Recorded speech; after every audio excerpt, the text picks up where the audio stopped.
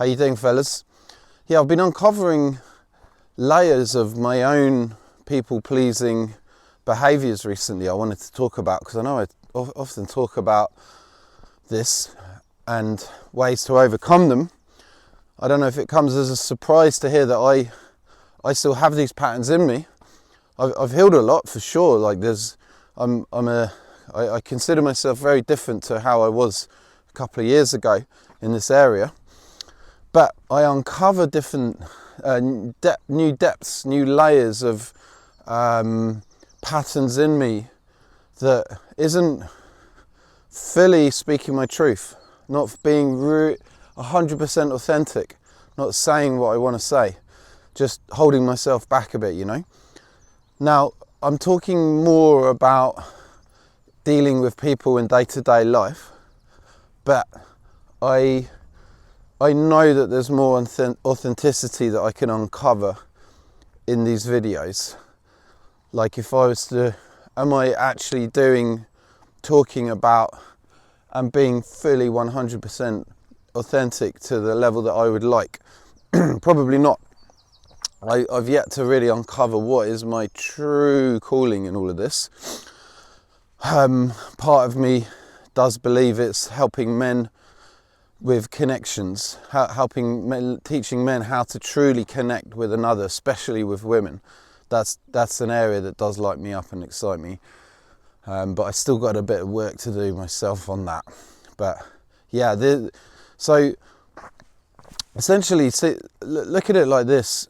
When you're authentic, when you're being truly yourself, you're kind of in an embodied state. And by that, I mean you're not in your head thinking.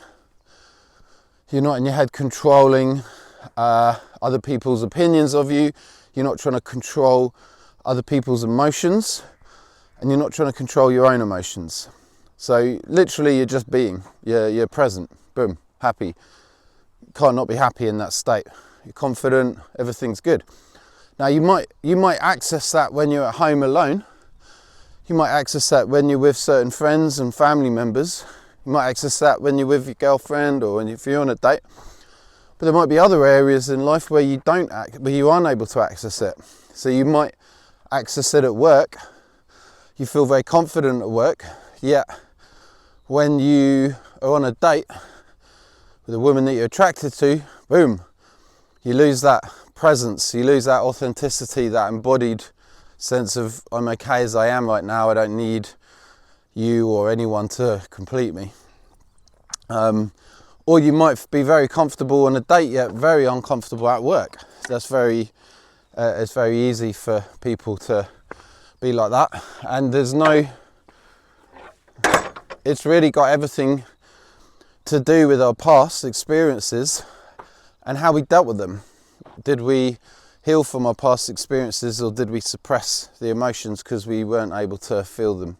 We believed that we couldn't handle the emotions at that time. So we held down, we held our breath, we kind of braced ourselves during moments of emotional pain and discomfort.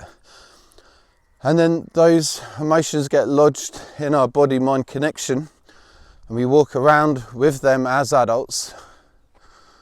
And yeah, that causes a whole heap of problems. I mean, our entire identity, a huge part of our identity as adults, are coming from the parts of us that avoid emotions. It's lambing season here. Cute.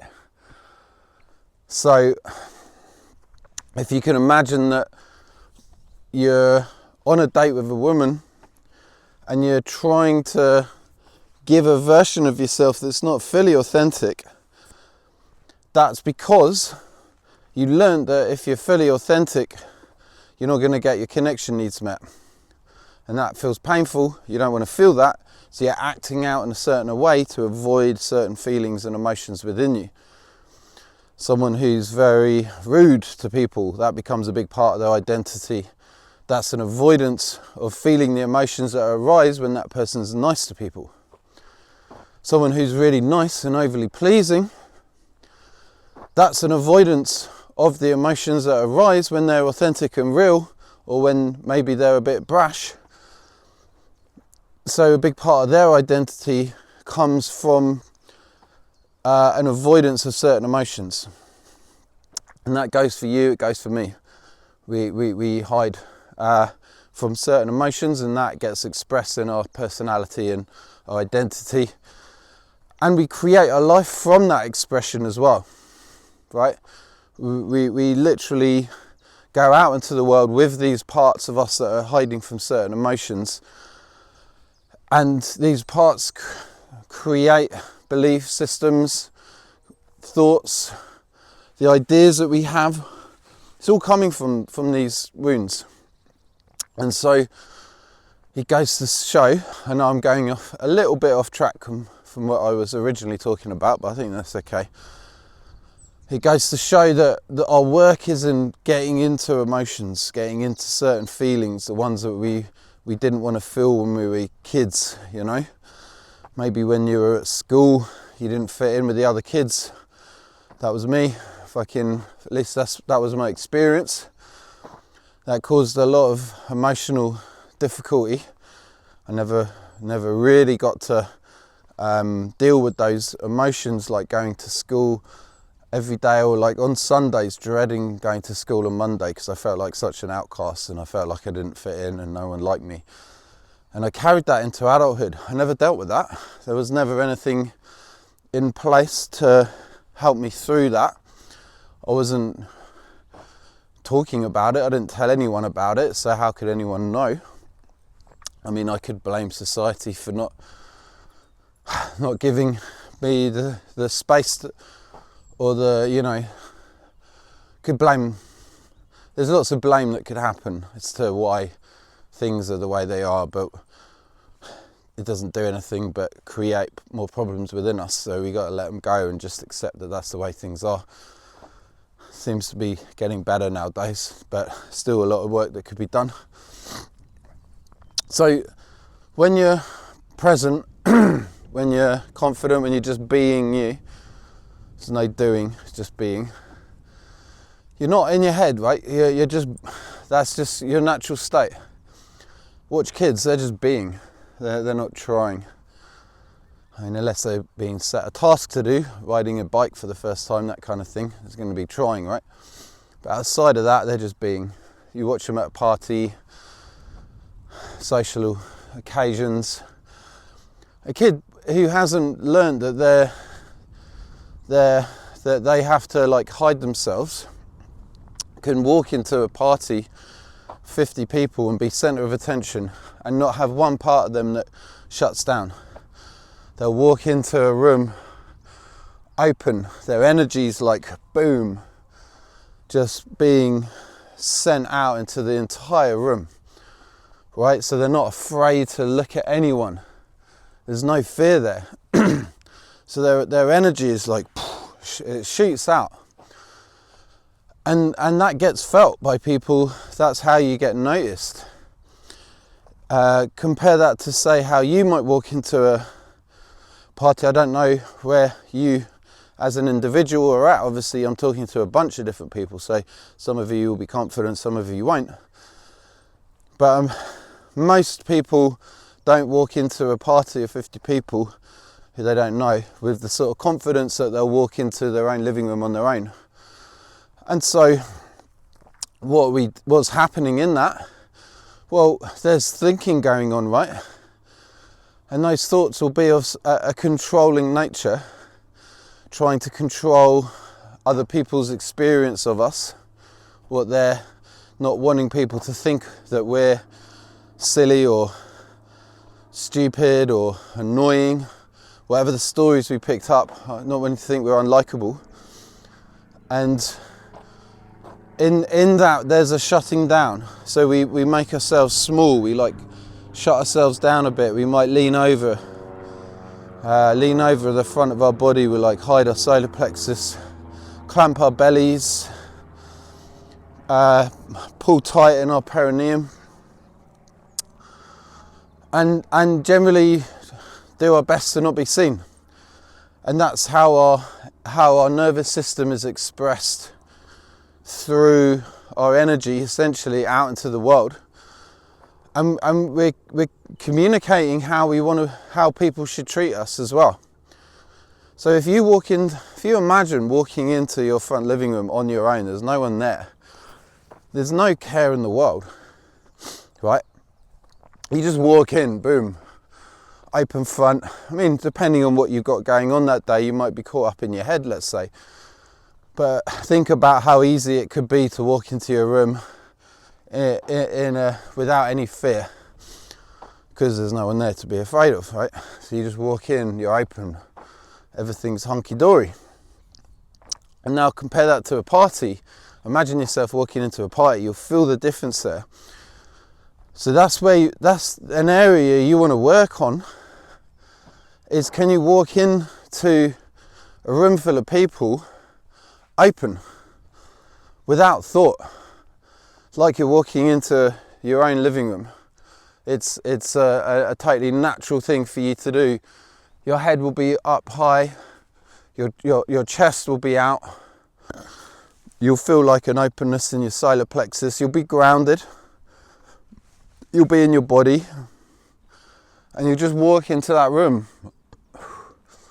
I mean, there's so many layers to the embodiment, you know. You could be feeling down in your groin area as well. That's where we feel our turn-on. So you could walk in feeling turned on.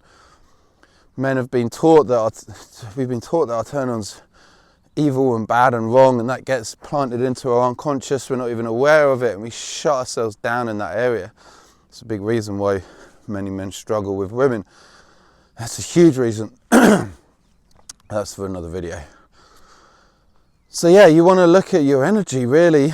The shutting yourself down, the clamping, the people pleasing. Maybe, so you walk into a party, maybe you get to a point you can walk into a party totally fucking confident, and that feels great. And then you go and speak to someone. Now the problems come up. Now you're looking at someone in the eye. Boom. The story that you might be boring to them. That was definitely one for me. Worried that the people I'm talking to are getting bored and they want to walk away. And that now I have to keep talking and saying things that might have them think that I'm actually a cool guy, and then they want to hang out with me, and then now I can feel good. And that's all coming from loads of tension and loads of fear. The person receives that as rejection. That's a really important thing to see, is that if you have these patterns, especially like social anxiety, you might think that people don't like you, that people want to get away from you, like there's something wrong with you. But the truth is, you're shutting yourself down, you're closing your heart. So you're essentially rejecting people because you don't want to open yourself up, so you reject yourself and you reject them. Now you're triggering their rejection issues. It's very hard for someone to open themselves up, to open their heart to someone who's not open to them. This is really where we start facing our attachment wounds on a deep level, and it's great work. So when I run workshops and I get like a bunch of new people into the workshop and I don't know most of them, it tends to be that everyone's quite closed off. They're in their heads, they're wondering what's going to happen in the workshop. There's fear and discomfort, right? So their hearts are closed. And I'm there doing the best I can to keep my heart open, because I want to make everyone feel safe and, you know, seen and everything. But no one's got their heart open back. So I'm talking to faces and people that are quite shut down. And I catch myself like wanting to shut myself down, because it brings up the stories that, oh, maybe they don't like what I'm saying or whatever, you know, I need to change what I'm saying. They think that I'm talking shit, whatever the story is. So imagine yourself, you're at the party and there's someone with social anxiety and that might be expressed as like they just can't listen to you, you might think that they don't like you, but in reality they just got their own problems. They're just shutting themselves down. So this all goes back to when we were young and we were wide open, and maybe you went to mum or dad or older brother, aunties and uncles, teachers, friends at schools. I mean, we did all do this, open wide, wanting to share something. Hey, check this out. And then the person that we went to in our openness didn't receive that openness. Maybe mum and dad were just busy trying to work stuff out, figure stuff out for the family. I mean, this happens thousands of times throughout our lifetime, literally thousands. And each time our openness doesn't get met with openness, we shut ourselves down a little to protect the pain of rejection. And now we're adults, we're walking around just totally closed off. And it can, it just has an effect on our entire lives, essentially. So you want to get to a point of feeling, there's a fly cloud. Ugh. You want to get to a point of feeling open and free, not just at home on your own. You really, unless you want to be someone who just lives a kind of solo life, right? Which is fine if that's you, but a lot of guys who do that are hiding certain wounds, certain discomforts and pains that they experience, maybe stories in their head about how they're not welcome in the world, and so they want to be alone, and then they kind of put that down to a conscious choice, but without acknowledging the unconscious fear of rejection from people. But yeah, the awareness is like the first step. So to how to kind of start making steps towards being more open, it's to practice walking into a room where there's people. This could be like a bar, a restaurant, a workshop, your work, wherever it is you feel yourself slightly shut down, and practice just walking in with confidence, being careful not to kind of project overconfidence. Or however, if you've been unconfident your whole life walking into rooms, then walking in overly confident, almost in a prideful way, isn't a bad thing, because it's sort of taking you down the other side of the scale, right? The pendulum swing. It's like the nice guy acting out the bad boy. It kind of needs to be done in order to find some form of balance. So yeah, you can always walk into a room and pretend that you're Billy Big Bollocks. Just, you don't want to live life from that place, because that guy is an expression of insecurity and fear. And it might seem quite desirable and attractive if you've been really nice and unconfident to act really confident and brash, but it's not authentic, so it won't make you happy. What will make you happy is you being authentic and real, and that's going to it's just going to improve your life in many ways. So I'm going to end here. Little history lesson. This was one of the fire baskets, if you want to call it that. So I'm up on the South Downs in the UK right now, and you can see we've got the south of England just all around here. And they used to, hundreds of years ago, when there were neighbouring armies coming into town, they used to set fire to these baskets, and they would be all along the South Downs here, and then they would warn everyone in the town of Lewes that the army's coming, so they could prepare. So yeah, a bit of history, bit of self-development work there. I hope that all goes down well with you guys on this video. Please do subscribe if you haven't already. I love answering comments, so keep the comments coming in, guys. I really would appreciate that. I always put a link down for private coaching. I love working one-on-one with guys, so that is always an option for you as well. We can talk about areas that you want to kind of improve in life, and There's so much we can cover, guys. So yeah, I'll see you in the next video.